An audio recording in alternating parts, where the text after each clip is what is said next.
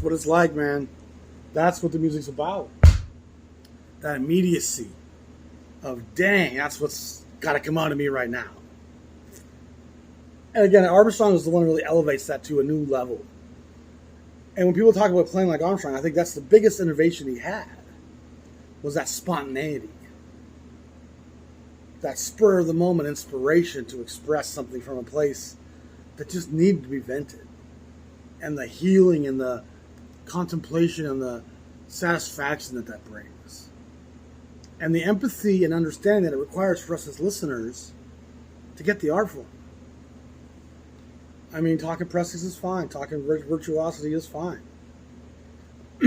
But I think until you start hearing that expression of a man's condition and the oppression that drove this art. I had a great conversation the other day with a new friend from South Africa who's been watching the channel for a while. And he reached out. And sometimes I get discouraged with the channel. My viewership, I don't think, is what it should be. Other channels have all these views and do these kind of same episodes, but when I get some of these messages, it validates that what I am doing, what I am saying, that it does resonate with some people, reflecting on what the art is resonating. Synergy. I mean, that's ultimately what we're trying to talk about here, is what is this art resonating? What is it throwing out into the universe? And it's survival at all costs. It's never surrender. Until death do us part, this horn will express my soul's condition. And may the Lord be my shepherd, and may I shall not want. And we have to understand that so much of even that biblical context comes from a place of not being in the promised land. That's such a key part of why the Old Testament has any of the power that it does. Because when you're lost in the wilderness for generations, it's there that we can say what the promised land must look like. And understand for the first time what freedom really is. Y'all have a great day. My name is Dan the Jazz Shepherd. Appreciate y'all watching this channel. We're trying to continue to grow this channel. Please support me on Patreon if you like what this channel is about. I mean, you can go to my Patreon page in the description below and pledge a few dollars a month. It all adds up and helps me buy new records, build my knowledge base and understanding of the music, and present the best content I can, both historically and socially. And every time I complete a record label discography, you'll learn one more piece of regional history, chronological history, musical invention in terms of its history and chronology. It all really has various facets that helps me piece together much of this oratory. And again, nothing's ever scripted at all. It just kind of is a flow of thought that's connected to the art. And sometimes when you listen to something, it just speaks to you. And Dizzy and Roy were jumping off the page to me this morning. Just a powerful voice of, we still here. You haven't washed us away yet. I mean, your water cannon's fired hard and steady and long. I'm still holding on to this fire hydrant, though. I ain't gone nowhere.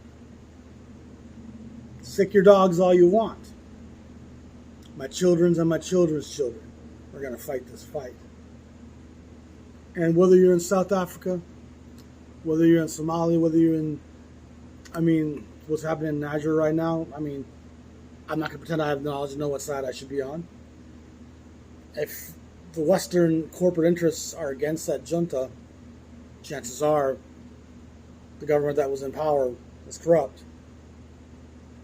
If we were supporting the junta would probably be the one that's corrupt. But if we're saying, no, we can't allow this government to be replaced, I don't like the chances that the government that was in power was doing anything besides letting the Western corporate interests manipulate the resources of Niger, however you want to say it. And Niamey and the people of Niger, we pray for you all, man. And again, I'm not a spiritual person in that sense, but my heart and soul, my consciousness is with the people of all the world. It's empathy for everybody. It's the most uncomfortable thing for the elite to have to confront. Human expression. The club I'm a member of, Planet Earth. When we have that concept, the opposite of the society I'm born into, is the reality of all things. And which light do you want to walk in? That narrow spotlight of your society or the daylight of reality? What the Aborigines once did, that's my people I can do. What the builders of the Great Wall did, that's my people. I can too. What the climbers of Mount Kilimanjaro saw, I must also see. And what the people of tomorrow will envision, may they share that back with me. I just made that up. I'm out. Peace. And not a class that you were born into, but a class that you elevated yourself into. By how you dressed, how you carried yourself, your composure. Even how you faced and dealt with conflict. If I see myself in a high repose, I may be able to carry myself with distinction and elevate myself beyond the fray and avoid pitfalls. And Gillespie, from most of my memory and recollection, wasn't a big party or drug user. I think he dabbles. I think he dabbled in the bottle at times.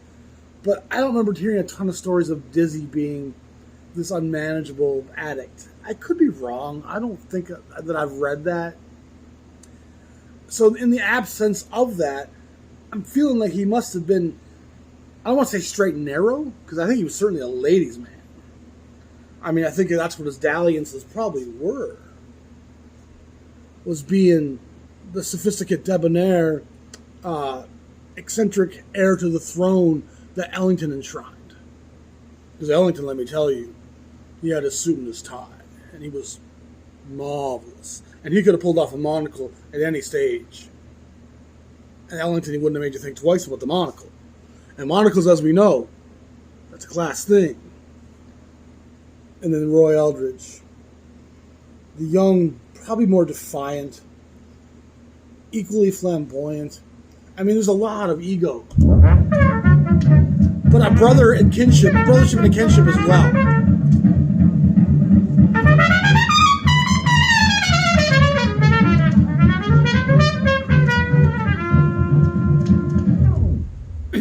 Clifford Brown comes from this. And Clifford Brown was the next heir apparent. I mean, and all of us jazz enthusiasts, as we come into it, we think Miles. But in the trumpet tree, Miles is an offshoot of the Sweets Edison branch.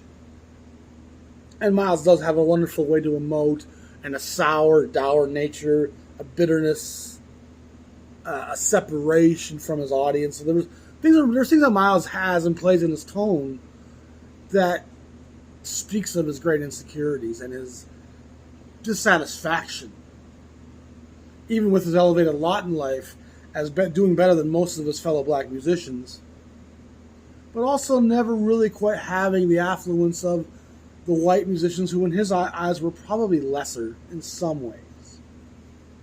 And not as players, but just as true inheritors of this music. And no matter how great a white musician does black music, there's always a certain recognition within the black community that white boy's doing a good job, but he's playing our music. Like, I mean, they know that you can be the best white boy at doing that, but you can't really, like, be the best. And, I mean, Miles has a lot of racial conflict in his life, and you can just feel it.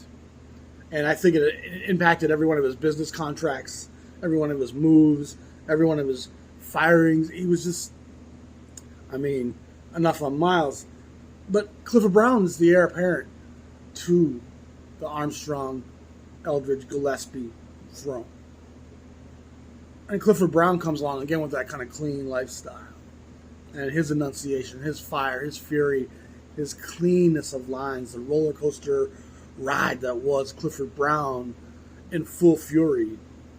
It's a very round, sweet, but dangerous ride. I mean, you're safe. He's not going to miss a note. Every track's been inspected. So every scale, every note, every line is well enunciated with such clean punctuality. I mean, it's such perfect lines that you think he's going to run out of breath at some point. And the heir apparent to Clifford Brown, in my eyes, is probably Freddie Hubbard. On probably Woody Shaw. But Freddie Hubbard, again, probably next to Clifford Brown, in terms of those long lines and how he had the breadth to maintain that brightness of tone. I think some of the slower paced players, the Art Farmers, the Miles Davises, their lines can be long because there's time to breathe between notes because you're playing at slow tempos and it feels kind of just effortless.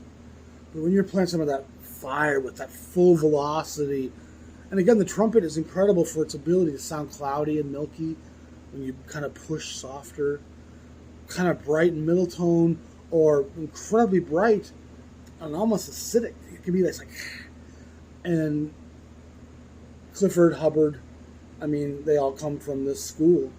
And a record like this is as important as any blue note out there. And this album has two people in the history of jazz more important than almost every cat that was ever at Blue Note. And especially when you take people like Monk and Miles and Coltrane. Coltrane was a one-off, did a few side things of Blue Note. Miles' work was very early in the 10-inch era, and Miles kind of trying to find himself era. Monk's stuff has since really grown and elevated in its acclaim. It certainly didn't do much at the time. It certainly didn't garner much praise from the critics or anyone. But those early Monk sides from 51, 50, I mean, those are interesting steps in the Monk elevator. And you already see that this is going to be an interesting building. And every floor you get off on, there's going to be something different to look at. Like, Monk's already kind of Monk, which is, I mean, that's as cool as you can be in some ways. And you know Monk has the influences, the Basies and Ellingtons, the Fats Wallers, the Bud Powell, which was kind of a contemporary of his, but they were influencing each other. They were friends. And there's other New York players like Herbie Nichols and Elmo Hall. There was guys around that were all kind of influencing each other.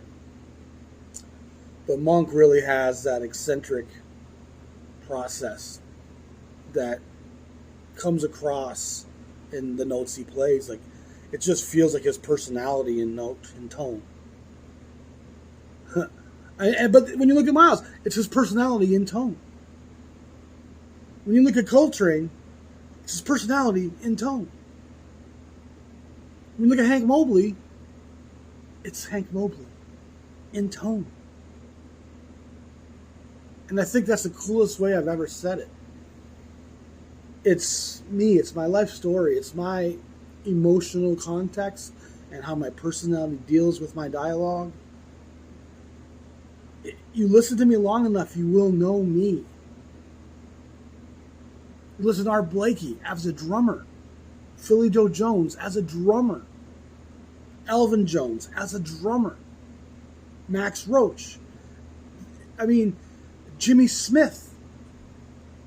You listen to 5 Jimmy Smith records and come away and telling me something about Jimmy Smith, and I bet you won't be too far off. You spend a lifetime listening to Jimmy Smith, you know a brother. And you know why Jimmy Smith refers to himself in third person sometimes, because Jimmy is the best. And Jimmy's going to be there at 9 o'clock if he says he's going to be there, and you best be ready for Jimmy. I mean, I got to try that sometime. Jazz Shepherd is as Jazz Shepherd does. If Jazz Shepherd says he's going to be, I mean, it doesn't have quite the same ring as Jimmy Smith does it. But again, listen to some of these records. I can literally get excited.